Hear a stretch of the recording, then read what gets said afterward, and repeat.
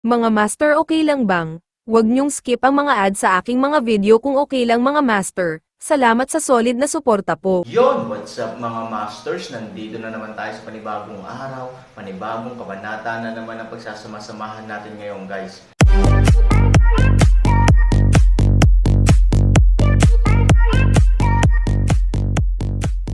Bali mga masters, kung bago ka pa lang po sa aking YouTube channel, please click the subscribe button, lalong-lalo na po yung notification bell guys, para maging connected pa rin tayo sa isa't isa at maging updated kayo sa mga susunod ko pang video. Bali mga masters, bago natin umpisahan ng kwento ay mag-shoutout po muna tayo para sa mga solid nating tagapakinig. Shoutout kay Norlisa Sugay at shoutout kay Jay Ilacas. Yun na nga mga masters, no? Bali hindi na ito patagalin. In 3, 2, 1, let's go!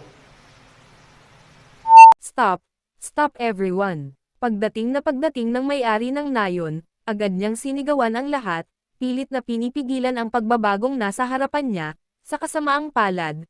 Ang lahat ay karaniwang galit na galit sa sandaling ito, at maraming tao ang hindi marinig ang utos ng may-ari ng nayon, kahit marinig mo ito, maaaring hindi mo ito sundin. Ang buong sitwasyon ay ganap na wala sa kontrol. Malapit ding sumunod ang sagong nakaputi at itim na hangin, sumisigaw na huminto ang may-ari ng nayon, ngunit sa kasamaang palad, kahit magsama-sama silang dalawa para pag-alitan siya, wala ni Katie Ting na epekto. Ang mga nasa pulutong na karapat-dapat patayin ay pinapatay pa rin, at ang mga nararapat na paluan ay binubugbog pa rin. Ang may-ari ng nayon ay labis na nababalisa, at ang nakaputi na damit at si Hei Feng ay hindi nang ahas na magpabeya. Dali-dali nilang inakay ang ilang tao at sumugod, at pagkatapos ay mabilis na pinatigil ang grupong ito ng mga tao. Pagkatapos ng lahat, maaari silang ituring na mga elite at master, pagkatapos ng itim na hangin at ang espesyal na sagong nakaputi ay sumugod sa labanan kasama ang kanilang mga tropa, mabilis silang nagkaroon ng tiyak na epekto sa paghinto. Maraming tao ang sapilitang pinaghiwalay sa pamamagitan ng puwersa, matapos makita ang espesyal na sugo sa puti at itim na hangin, hindi nila napigilan ang kanilang mga pag-atake. Total pareho silang mga tunay na manager ng mga sikat na tindahan, kaya natural, lahat ay sumasang-ayon sa kanila, at kapag nakita nila ito ay lahat sila ay nagpipigil sa kanilang sarili. Pangalawa, sa harap ng nakaraang madugong sakuna, pinangunahan nga nilang dalawa ang lahat para tumulong sa pagsadyop sa emergency kaya naman hinangaan at kinilala pa rin ng mga tao sa pinangyarihan ang dalawa. Sa sitwasyong ito kung saan hinahangaan ko sila pareho sa intrinsically at psychologically, natural na ang kanilang blockang effect ay mas mahusay kaysa sa iba.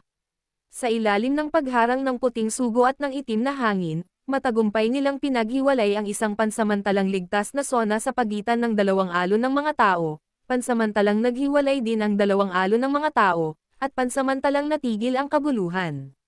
Sinamantala rin ng may-ari ng tindahan ang sandaling ito para maglakad sa gilid ng karamihan, nakatingin sa grupo ng mga tao, hindi niya maiwasang makaramdam ng galit, kayong lahat ay tagatanyag na tindahan, at ngayon ay nakikipag-away kayo dito, bakit?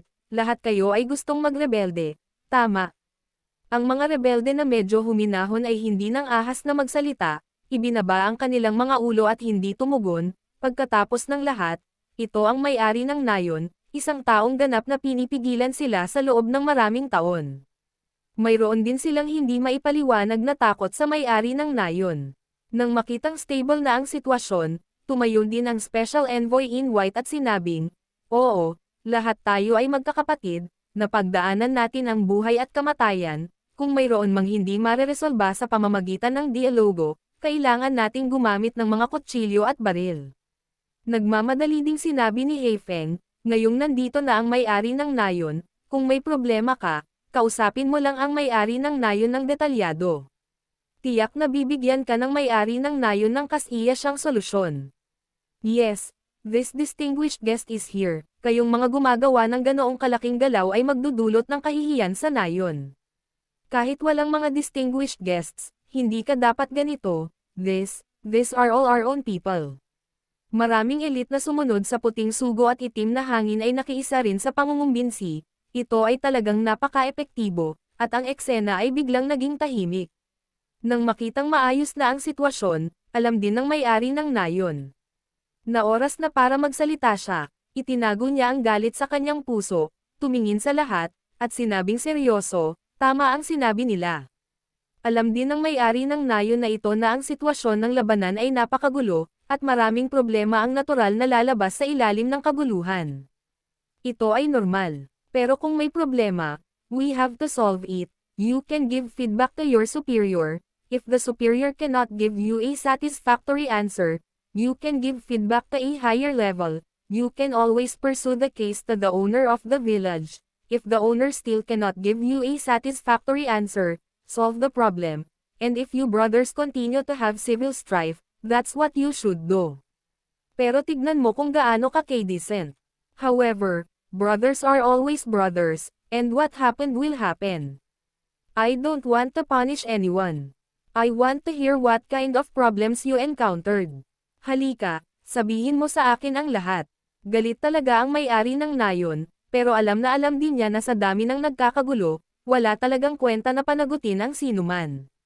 Ang pangunahing prioridad ay ang paglutas ng problema, hindi niya kayang parusahan ang sinuman, kung hindi lamang hindi titigil ang sibil na alitan, ngunit sa kabaligtaran, ito ay malamang na maging lubhang seryoso. Sa makatuwid, wala siyang ibang mas mahusay na pagpipilian sa ngayon. Lahat ay maaaring sabihin kung ano ang gusto nila, sabi din ng envoy in white. Everyone, look at me, I look at you. Sa bandang huli, mayroon pa ring matapang na tao na sumulong, Panginoon ng nayon, bagamat may antas na agwat sa pagitan ng magkakapatid sa nayon, dapat nating sundin ang puwang na ito, ngunit ang agwat na ito ay hindi nangangahulugan na wala tayong karapatang pantao. Lahat ay nagtrabaho ng husto para sa sikat na tindahan at nasugatan, bagaman ang paggamot pagkatapos ay ganap na pantay, hindi ito maaaring masyadong lumihis. Kung hindi, bakit nag-aaway ang magkapatid at bakit nila itinaya ang lahat? Tumanggaw naman ang may-ari ng nayon, tila nag-iisip saglit, ngunit sa totoo lang ay tumanggaw siya ng hindi man lang iniisip, kung tutusin, niresolba niya ang problema para mapawi ang damdamin ng lahat, at multo lang ang may pakialam sa pangangatwiran sa likod nito. Anyway, yun lang. May sense ang sinabi mo, magsalita ka pa, sabi ng may-ari.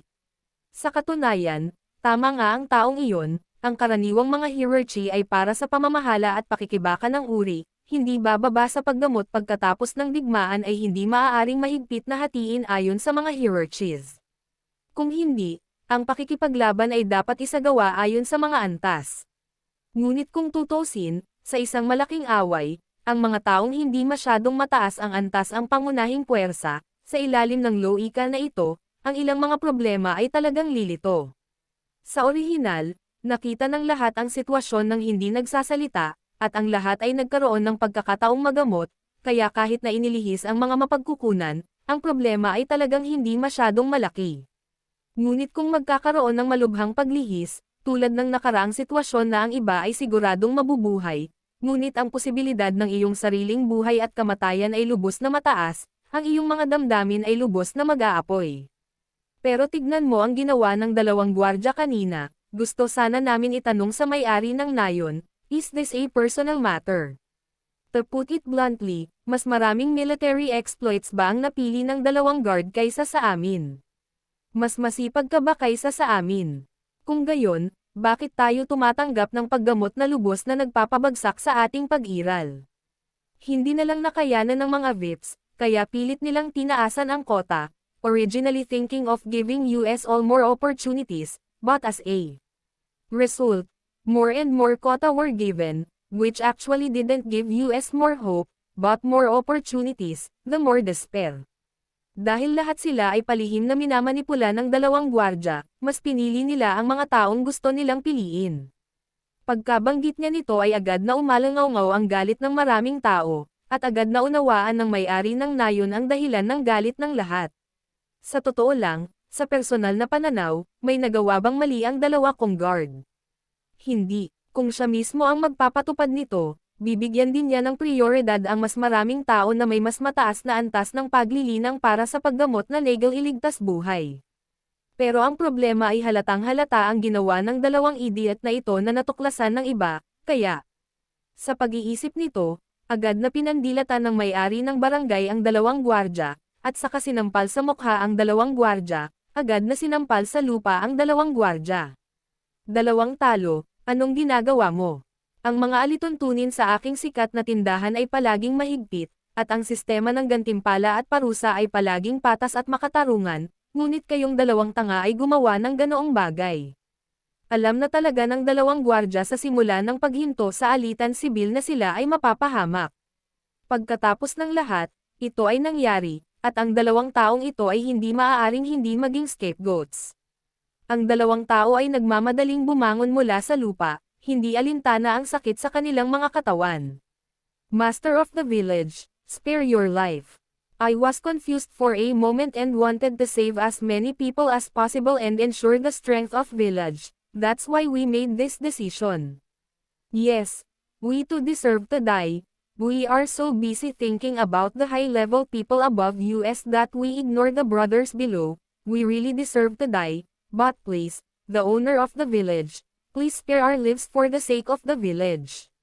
Panipi, silang dalawa ay hindi umaasa na gagawa sila ng kahit anong merito na gawa ngayon, iisa lang ang hiling nila, ibig sabihin, walang problema sa pagiging scapegoat, pero hindi sila dapat mawalan ng buhay. Napakalaking pagkakamali mo at napakaraming kapatid ang nagalit, anong silbi kong sabihin mo ito sa may-ari ng baryo? Walang karapatan ang may-ari ng baryo na patawarin ka, kung gusto mong mabuhay, pakiusap mo mga kapatid, malamig na sabi ng may-ari ng nayon. Ang pag-abandona sa kotse upang protektahan ang commander ay ang pinakakaraniwang paraan, sa mga oras na ito, paanong ang may-ari ng nayon ay magmalasakit sa buhay at kamatayan ng 2 taong ito. Ang mas pinapahalagahan niya ay kung paano mapangalagaan ang pangkalahatang sitwasyon. Biglang nataranta ang 2 gwardya at mabilis na napatingin sa magkapatid na rebelde na naroroon, pareho silang nakaramdam ng panghihinayang sa kanilang mga puso. Nahulaan nila na sila ang magiging scapegoat, ngunit hindi nila inaasahan na sila ay ipagkanulo ng ganoon kalinis ng sarili nilang may-ari, pasimpleng itinulak nito silang 2 sa gilid ng kutsilyo.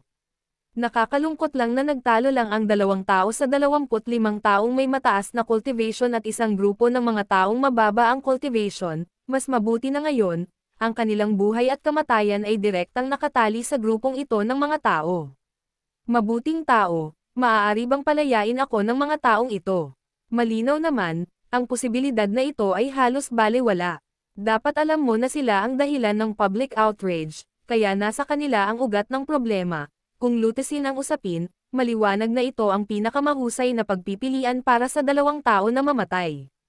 Alam na alam ito ng 2, ngunit ang kanilang survival instinct ay nagpaluhod pa rin sa kanila ng diretso sa grupo ng mga low cultivator. Mga kapatid, palagi tayong bantay, at ang tanging responsibilidad natin ay protektahan ang kaligtasan, sa makatuwid, ang ating paningin ay palaging limitado sa kaligtasan. We also want to leave some strength to protect the safety of the village.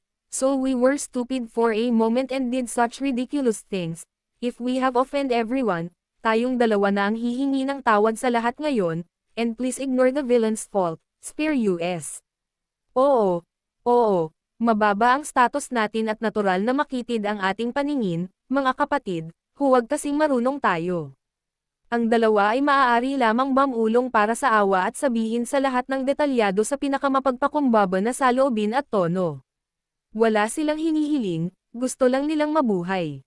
Madali ding gamitin ang trick na ito, at maraming tao ang nagsimulang piliin na pakalmeyan ang kanilang galit, tutal alam din naman nilang medyo malaki ang usapin, at medyo natatakot pa rin sila sa kanilang mga puso.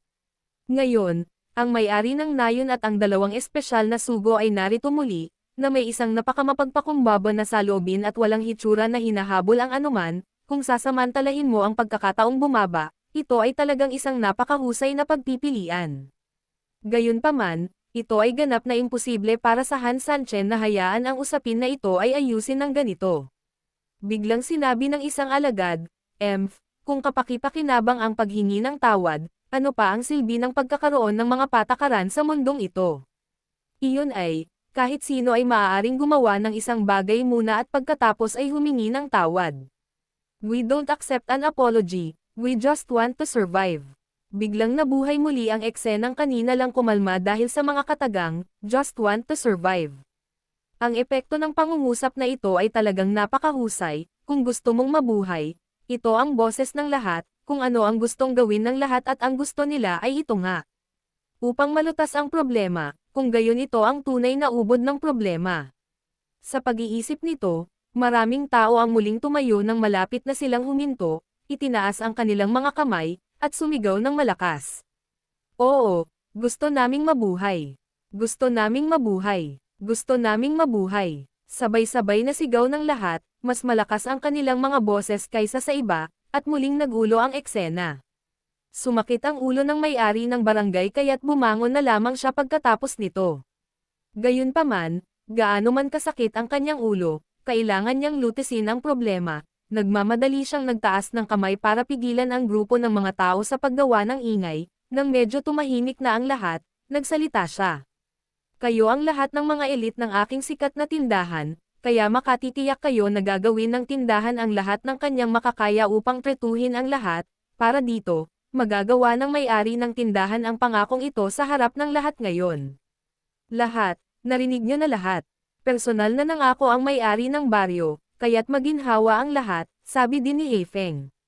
The white-clothed envoy added, kayong lahat ay galing sa mga sikat na tindahan, kung tutuusin, kayo rin ang kayamanan ng mga sikat na tindahan, alam nyo rin na kailangan ng maraming resources at maraming oras para sanayin ang isang tao, kaya paano namin kayo pababayaan, hindi kami tanga, paano hindi namin gusto ang sarili naming ari-arian, ang sarili naming kayamanan.